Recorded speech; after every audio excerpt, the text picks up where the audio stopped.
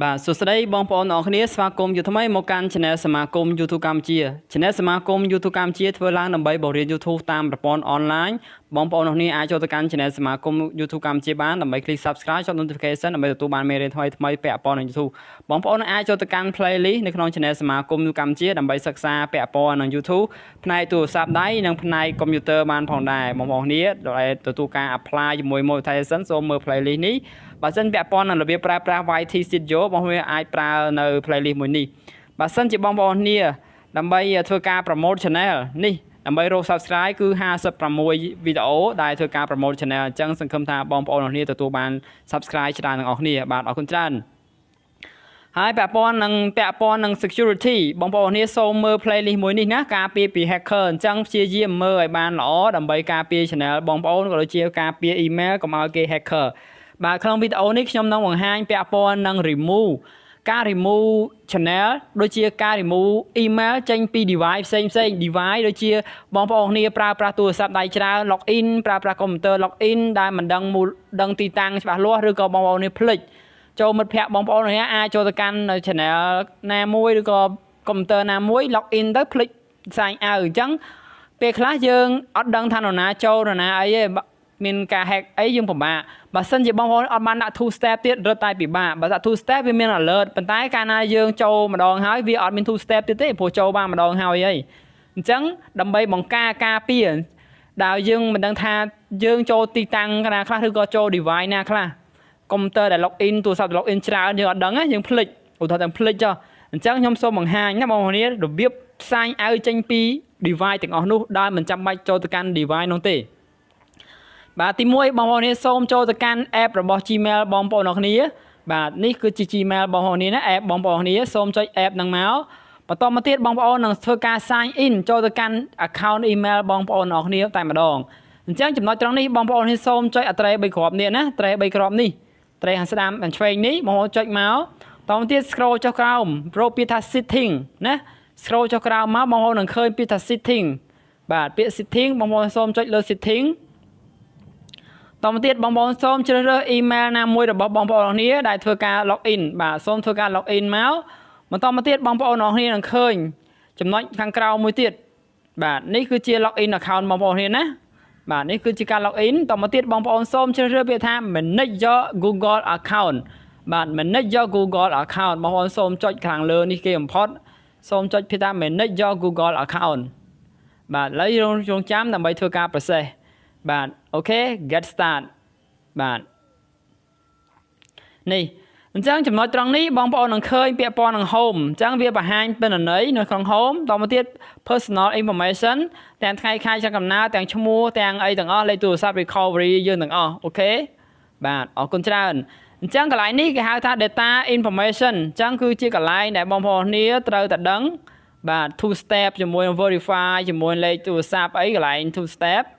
បាទអូខេ activity ដែលយើងធ្វើការ login ទាំងអស់ហ្នឹងអូខេនេះ activity login អញ្ចឹងចំណុចសំខាន់ជាងគេបំផុតបងប្អូនសូមចូលកន្លែង security បាទ security នេះគឺជាការគេហៅថា protect ការពារនៅ account បងប្អូននេះពី hacker បាទនេះ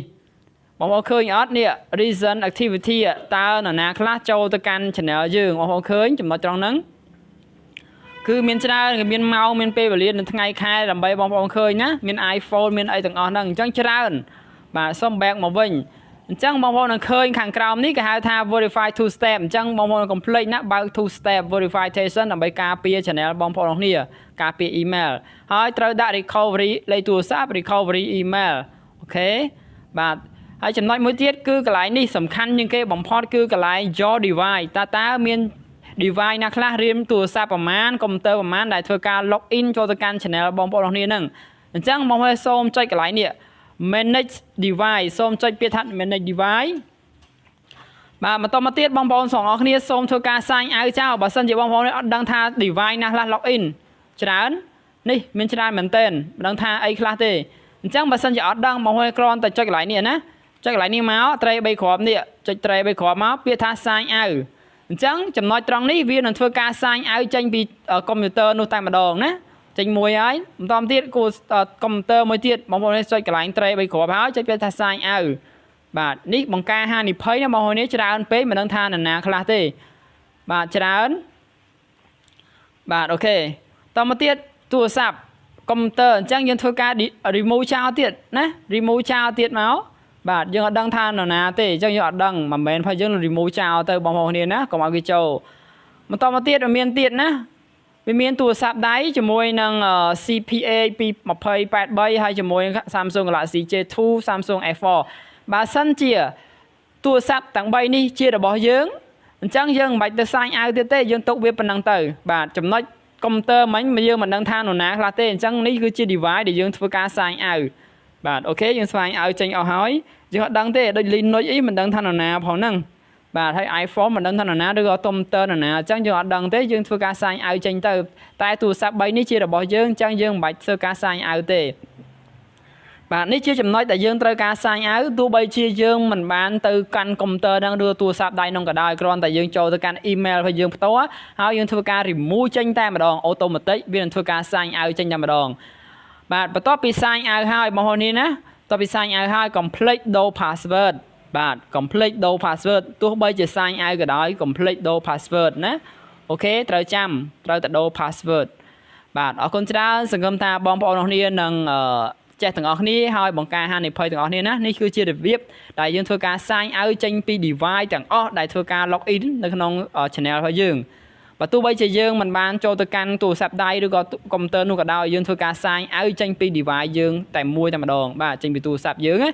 ដូចខ្ញុំធ្វើមិនអញ្ចឹងគឺធ្វើការសាញអាវអស់ហើយអូខេឥឡូវនេះបើសិនជាទូរស័ព្ទនេះមិនមែនផាយើងទេអញ្ចឹងយើងចាក់ត្រេ3គ្រាប់នេះមកហើយយើងចុចសាញអាវមកចប់បាត់ហើយតែប៉ុណ្ណឹងគេលែងចូលបានហើយ complete do password បាទ do password បាទអញ្ចឹងយើងនៅសល់តែ2ទេណា Samsung J Note 2 Note 4ជាមួយនឹង CPA 2083នេះតែ2ហ្នឹងទេ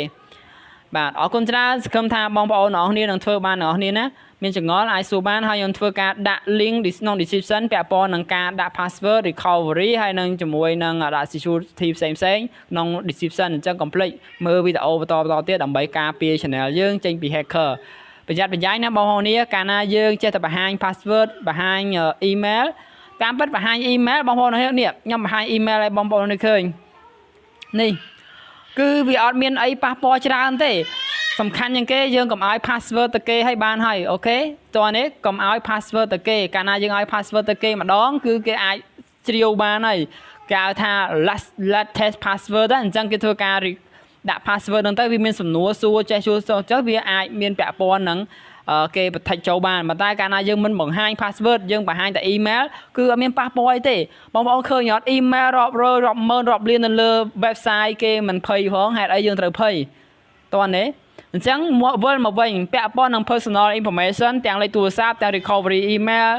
បាទខ្ញុំបរៀនអត់អីទេខ្ញុំបង្ហាញឲ្យបងប្អូនឃើញតែបងប្អូនមិនអាចបង្ហាញទេណាតោះនេះបាទ information ទាំងអស់យើងអត់អាចបង្ហាញបានទេដោយសារខ្ញុំបរៀនអញ្ចឹងខ្ញុំអាចបង្ហាញឲ្យបងប្អូនឃើញទាំង recovery email recovery លេខទូរស័ព្ទទាំង password អីខ្ញុំបង្ហាញទីតាំងទាំងអស់ដោយសារខ្ញុំជាអ្នកបរៀនអញ្ចឹងបងប្អូនគ្នាដែលមិនមែនជាអ្នកបរៀនសូមកុំបង្ហាញទីទិន្នន័យនឹងឲ្យគេឃើញទាំងអស់ណាបើសិនជាបង្ហាញគ្រាន់តែ email អត់អីទេកុំឲ្យតែ password ទៅគេបានហើយបាទអរគុណហើយបើសិនជាបងប្អូនគ្នាឃើញទេ email នេះបើសិនខ្ញុំចង់ចូលក៏ចូលពិបាកដែរដោយសារគាត់បើក two step អញ្ចឹងត្រូវការ alert information ទៅគាត់ដដែលហ្នឹងអូខេអញ្ចឹងហើយប្រាប់ទៀតត្រូវតែដាក់ two step complete two step នឹងដាក់ description ណាអរគុណបាយបាយជំរាបលា